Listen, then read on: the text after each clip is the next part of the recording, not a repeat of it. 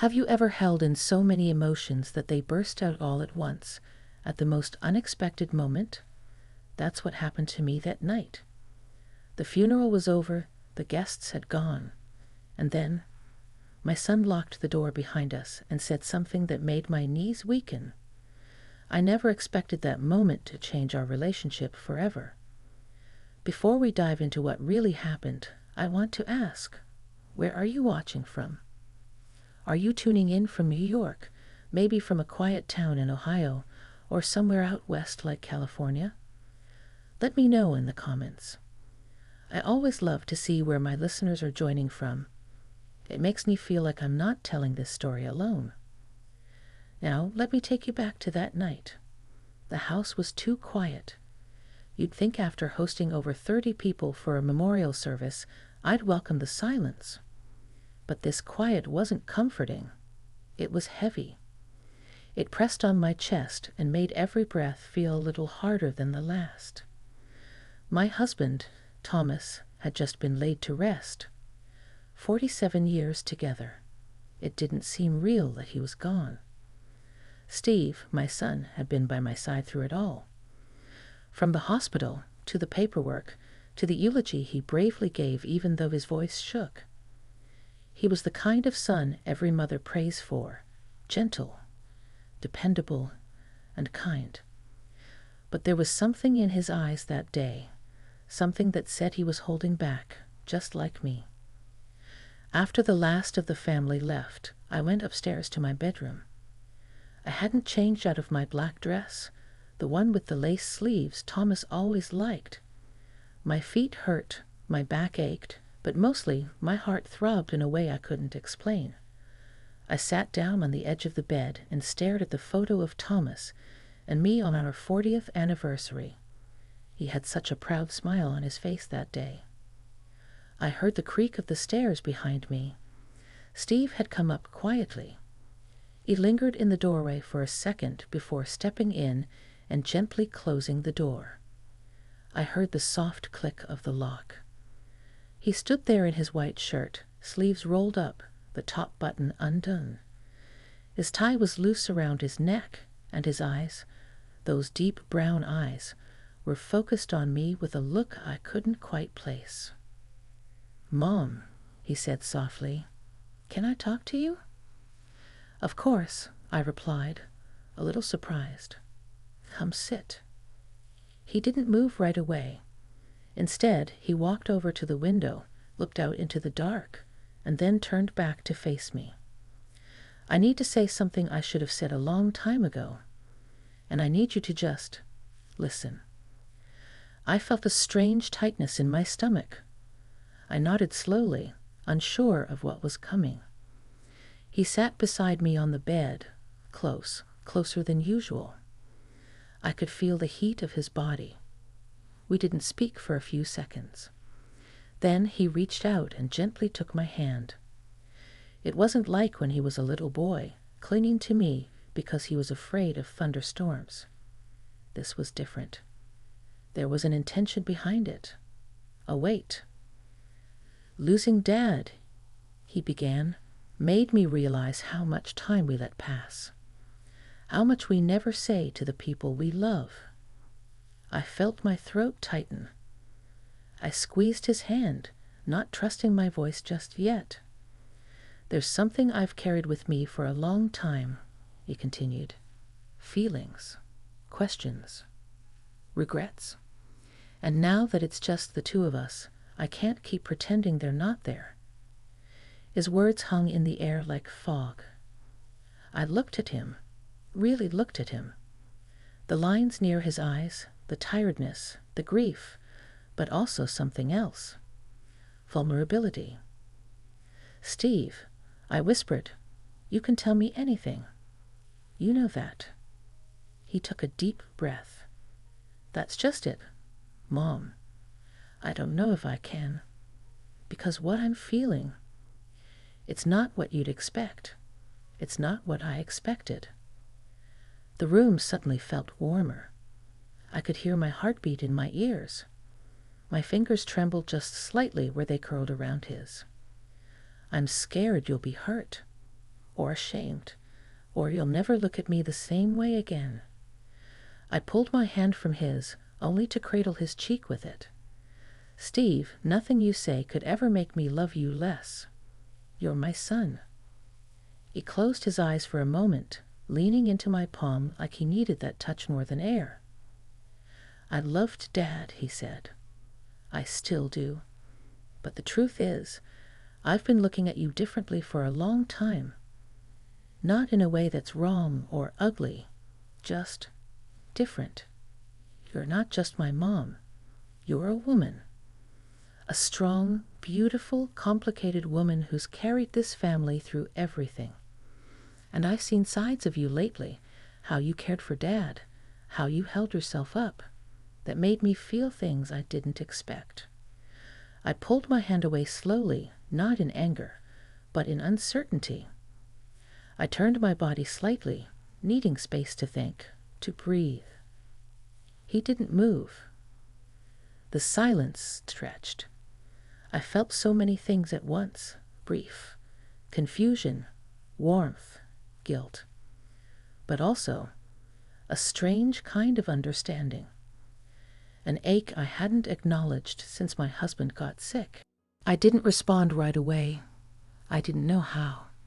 Instead, I reached for the blanket draped across the bed and pulled it over my lap.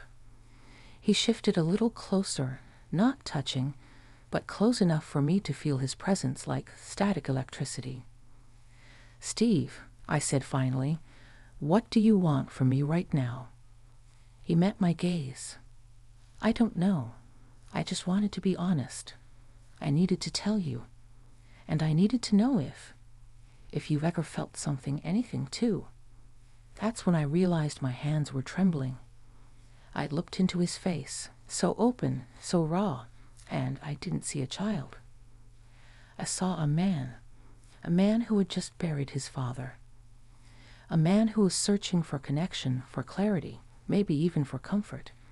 And something in me, something buried deep for years, stirred.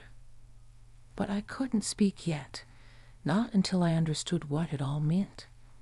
He reached up, gently brushing a tear from my cheek. I hadn't even realized I was crying. "Whatever happens," he said, his voice low, "I still love you. I always will. Nothing has to change, but I needed to be real with you tonight." The weight of his confession lingered like incense in the room, thick, fragrant, impossible to ignore. And so we sat in silence, two grieving hearts navigating something no one had prepared us for. But that night was only the beginning. The night stretched long after that conversation, though no more words passed between us. Steve eventually stood, gently kissed my forehead, and said he was going downstairs to sleep on the couch. I nodded, still unable to make sense of all the emotions pulsing through me. I lay awake for hours. Every memory of Steve as a boy came rushing in. His tiny hand gripping mine on his first day of school. The way he used to fall asleep on my chest during thunderstorms. The proud look on his face when he graduated college, when he got his first job, when he stood beside his father through the darkest days.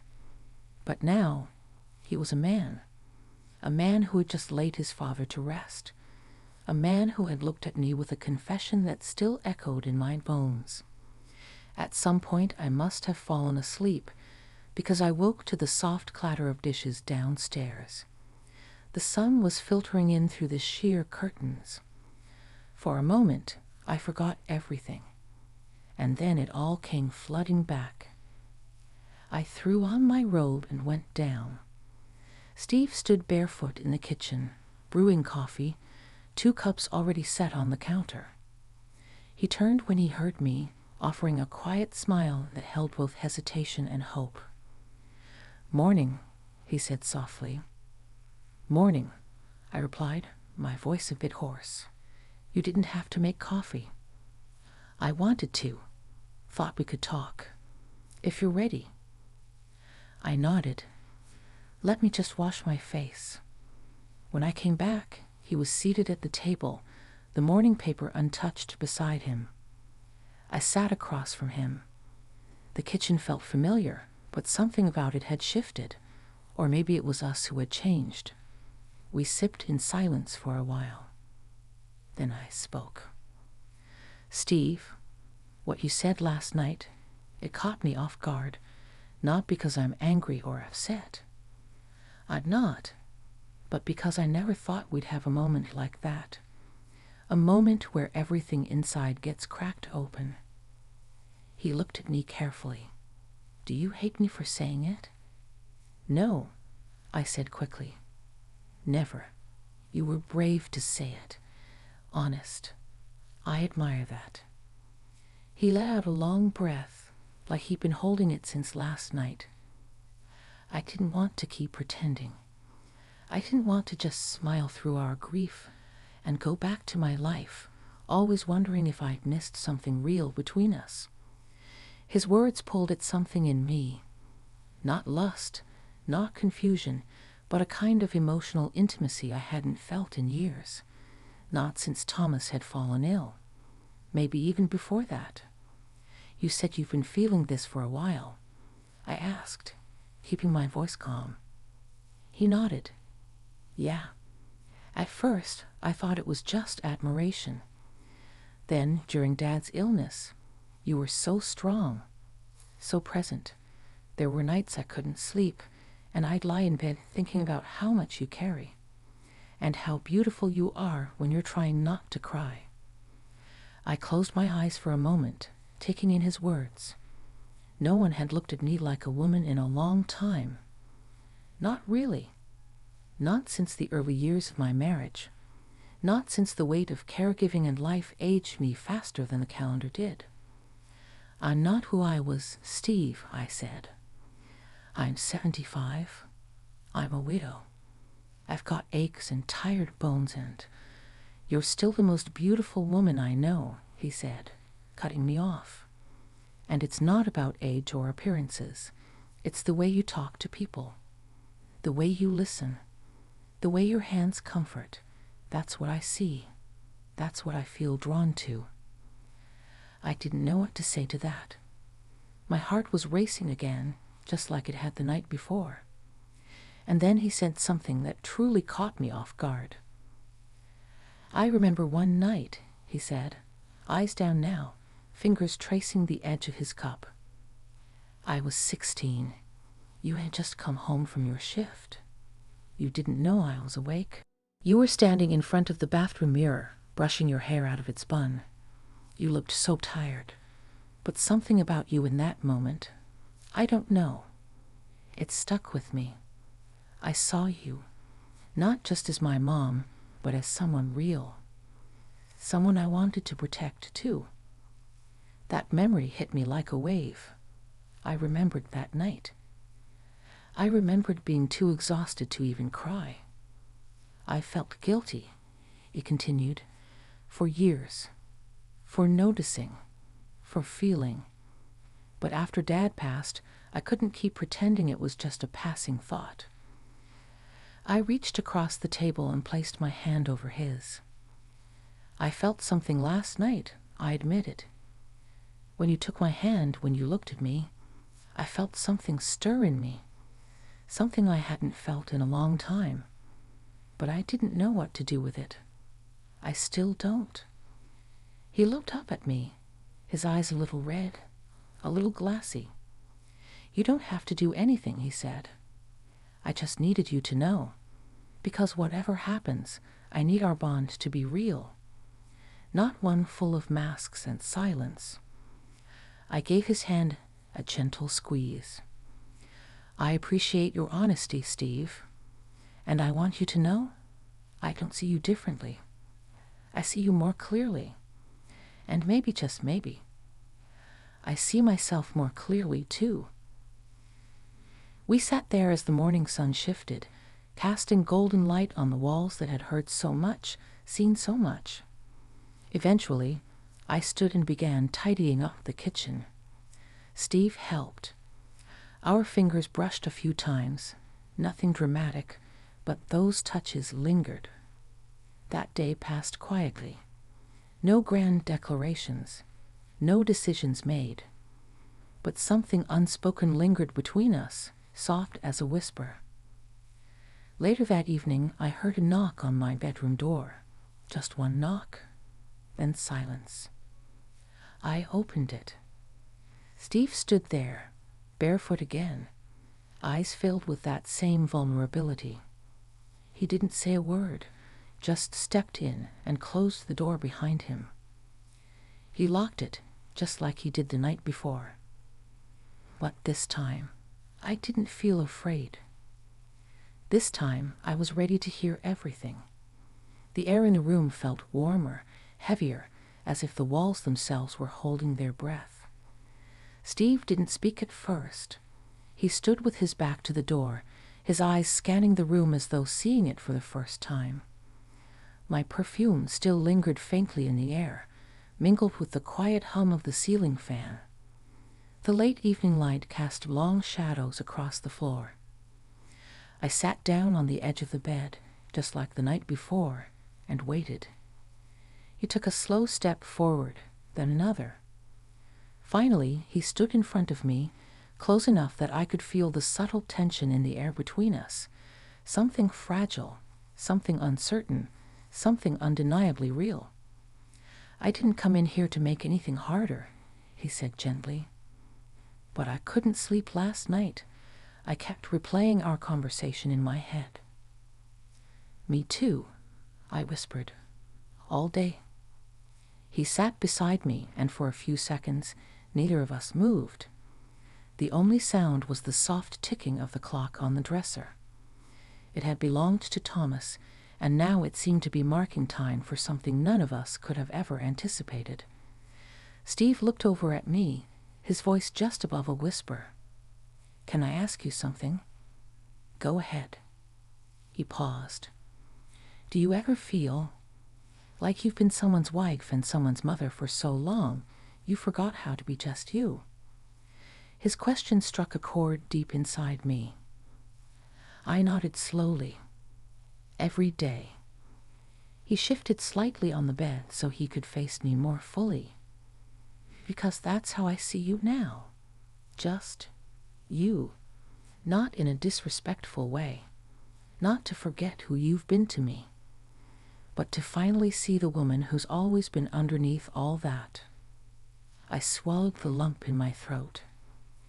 "Thomas was a good man," I said, "but in our later years we became routine. The spark faded, and then his illness changed everything. I became his nurse more than his partner.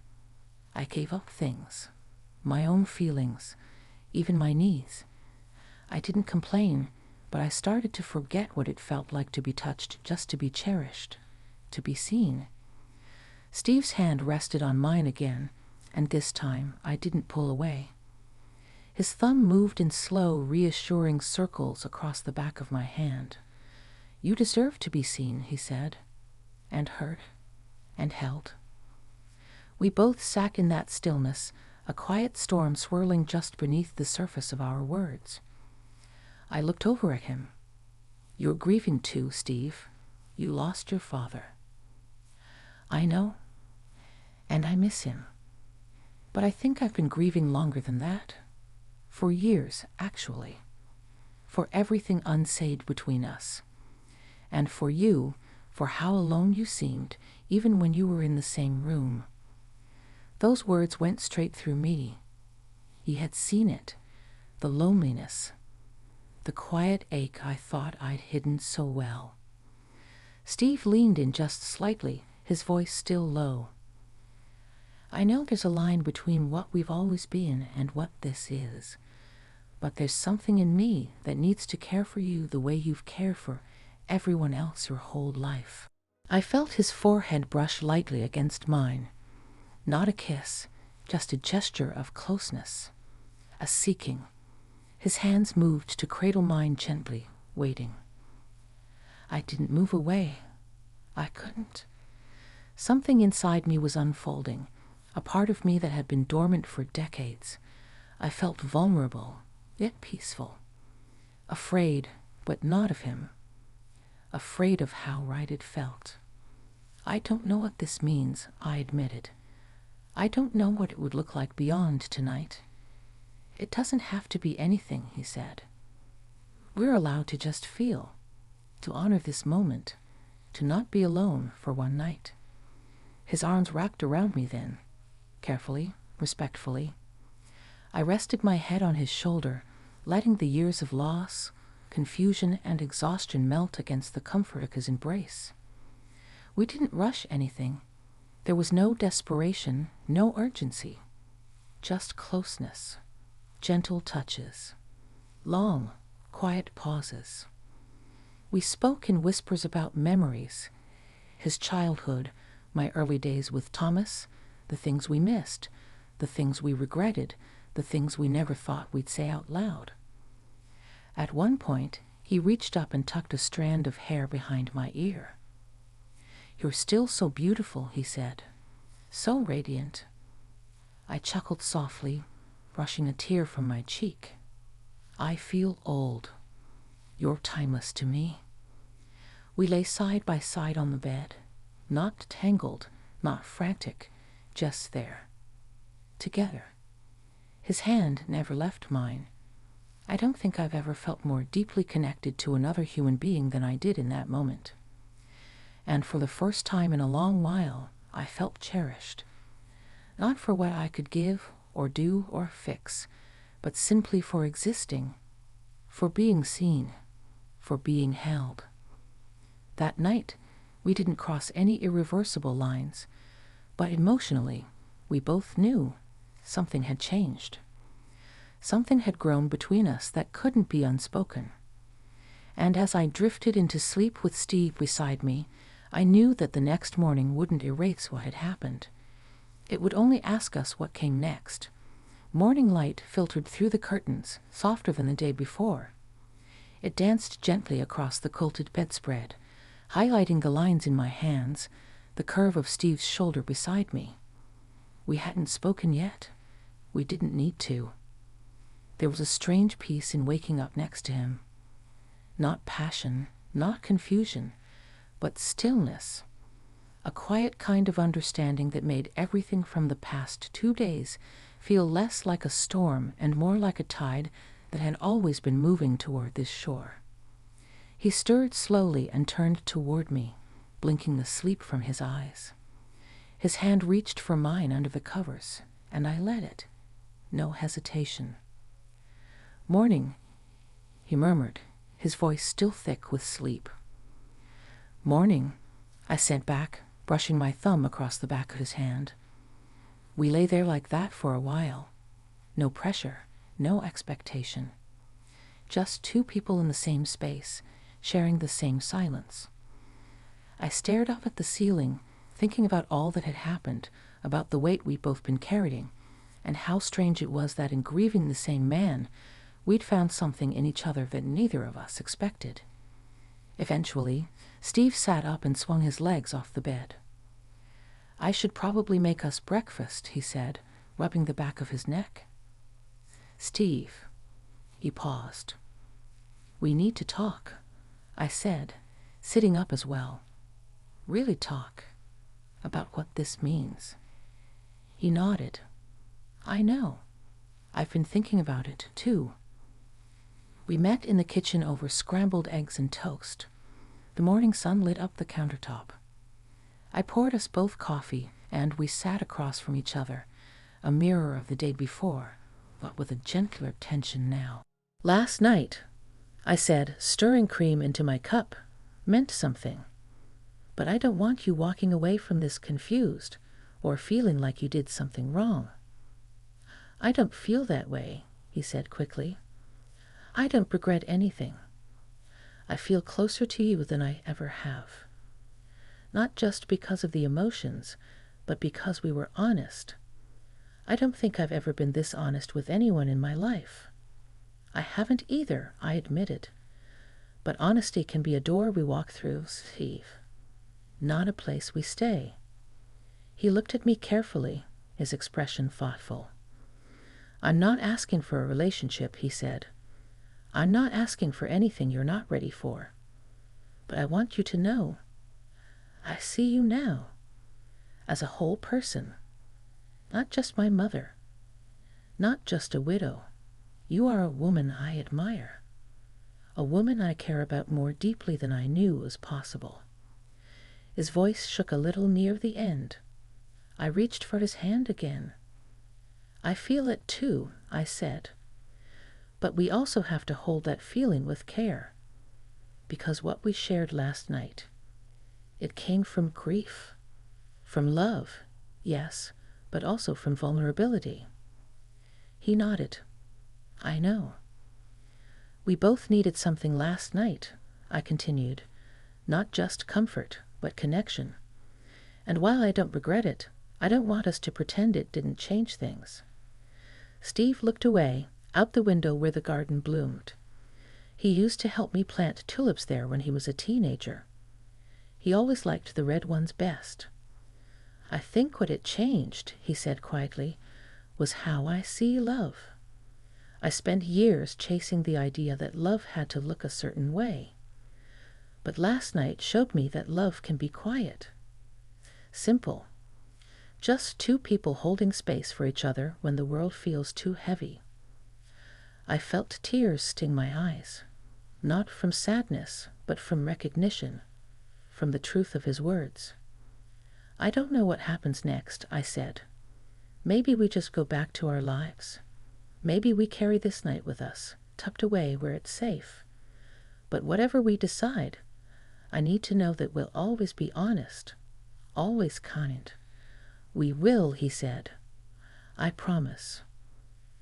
We spent the rest of that day together, not as mother and son in the conventional sense, but as two people healing. We cleaned up the last of the funeral flowers. We sorted through Thomas's things, laughed about old photos, cried over his favorite books. There was no tension between us, just a quiet knowing. When evening came, Steve packed an overnight bag. He was heading back to his place in the city. As he stood by the door, ready to leave, he turned to me. Can I hug you before I go? Always, I said.